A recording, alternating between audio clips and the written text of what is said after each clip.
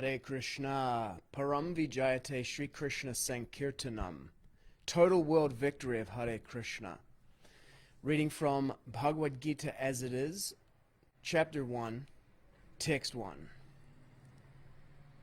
Dhṛtarāṣṭra uvacha Dharmakṣetre Kurukṣetre Samaveta yuyutsavaha Mamaka Pāṇḍavaścaiva Kim akurvata Sañjaya.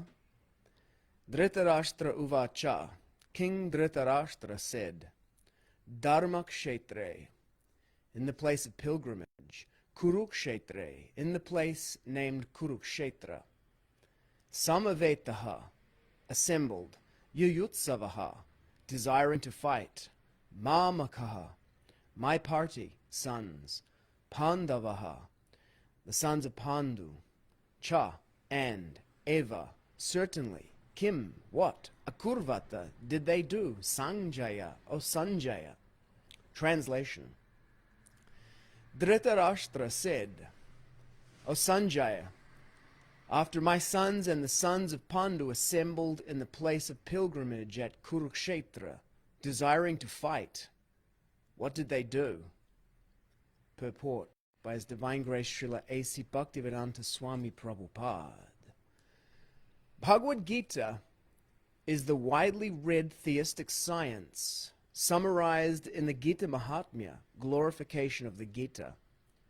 There it says that one should read Bhagavad-gita very scrutinizingly with the help of a person who is a devotee of Sri Krishna and try to understand it without personally motivated interpretations. The example of clear understanding is there in the Bhagavad-gita itself, in the way the teaching is understood by Arjuna, who heard the Gita directly from the Lord.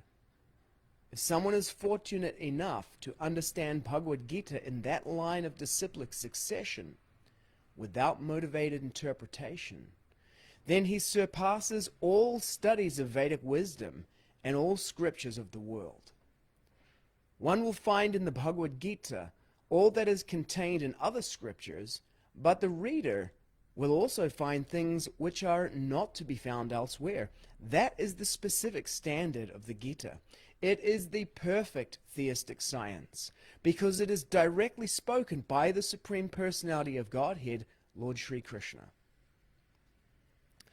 The topics discussed by Dhṛtarāṣṭra and Sañjaya, as described in the Mahabharata, form the basic principle for this great philosophy.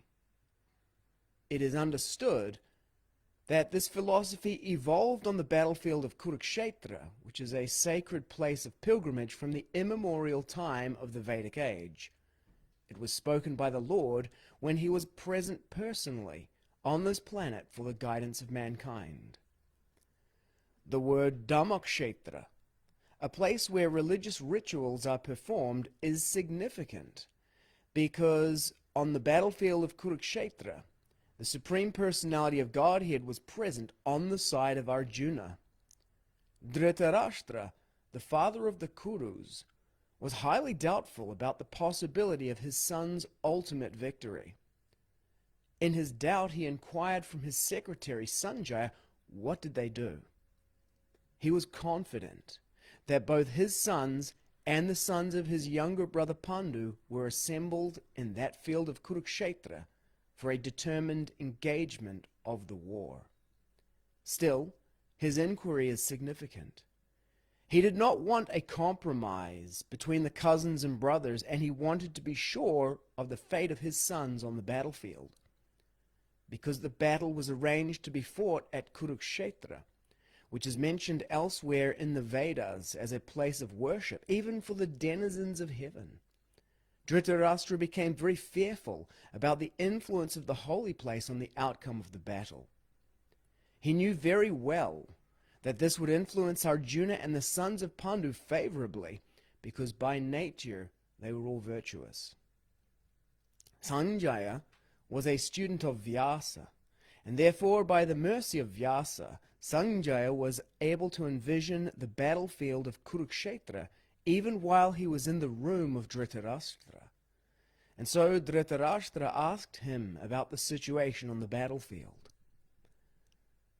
Both the Pandavas and the sons of Dhṛtarāṣṭra belong to the same family, but Dhṛtarāṣṭra's mind is disclosed herein. He deliberately claimed only his sons as Kurus, and he separated the sons of Pāṇḍu from the family heritage. One can thus understand the specific position of Dhṛtarāṣṭra in his relationship with his nephews, the sons of Pāṇḍu.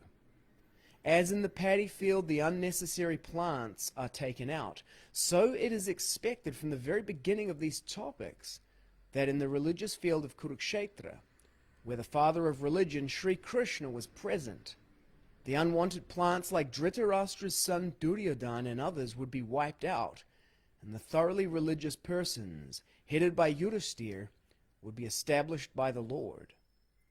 This is the significance of the words Dharmakṣetra and Kurukṣetra, apart from their historical and Vedic importance.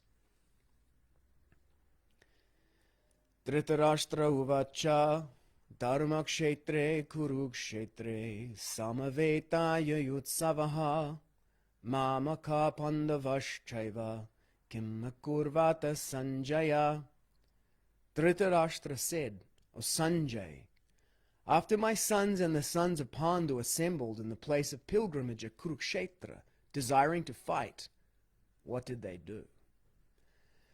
Om Jnana Timirandasya Jnananjana Shalakaya Chakshurun Militam Yena Tasmai Sri Gurave Namaha.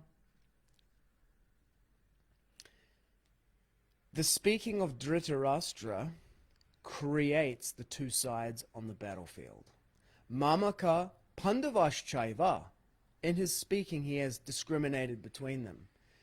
Duryodhana has 100 brothers, but he does not distinguish between Duryodhana and any of the other brothers. They are one monolithic group. Mamaka, my sons.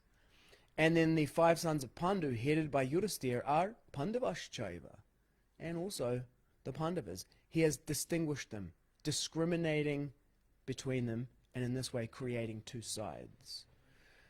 Distinction or discrimination is created for human beings in language.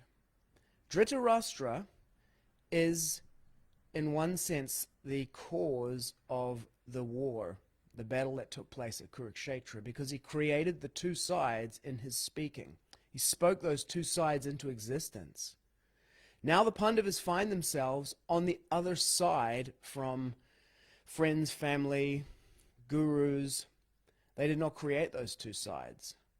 But now that they find themselves on one side against another side, what will they do? Kima kurvata Sañjaya, what did they do? We may find ourselves in that situation, that we have been spoken onto a side. And what do we do at that point?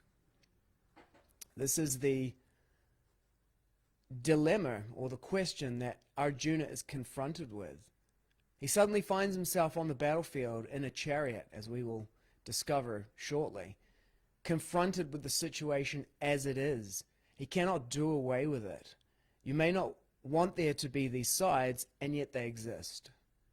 If you look in your own life, you can see that there are divisions. You wake up one morning and you're in a world, on a field, a kshetra, and there are these different sides that have been spoken into existence, and you may not have spoken them into existence, but how do you deal with that? Do you try to deny that they exist? Oh, can't we all just get along? Can't we all just be on the same side? Well, it appears no in the material world. And that is not necessarily a bad thing. This world is lokavatu lila kaivalyam. Vedanta Sutra tells us it is simply the play of Brahman. It is a great dramatic engine.